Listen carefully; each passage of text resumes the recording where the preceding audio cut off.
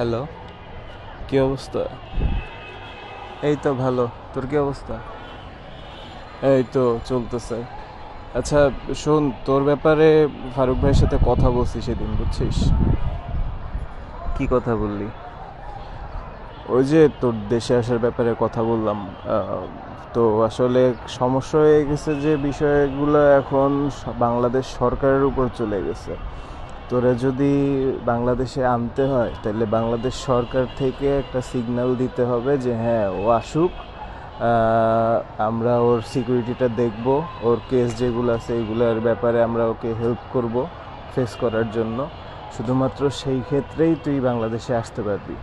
ফারুক ভাই আর কি যেটা বলল, কারণ এখানে বোর্ডের বা ফারুক ভাইয়ের কিছু করার আর এখন নাই।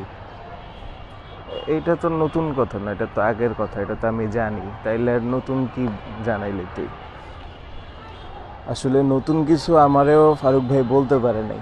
আমি তো চেষ্টা করছি আমার জায়গা থেকে যে তোরে কোনোভাবে আসলে দেশে আনা যায় কি না সেফলি। কিন্তু ফারুক ভাই বলতেছে যে এখন যে অবস্থা, তোর কেসগুলো যে অবস্থায় আছে, তুই দেশে আসলে সেফলি আসার বিষয়টা সম্পূর্ণ এখন তোর ডিসিশনের উপর নির্ভর করতেছে। কারণ এখানে আসলে ফারুক ভাই, আমি বা অন্য কারো আর কিছুই করার নাই। এটা সম্পূর্ণ বাংলাদেশ সরকার আর তোর নিজের ডিসিশনের উপর ডিপেন্ড করতেছে। হ্যাঁ, বুঝতে পারছি।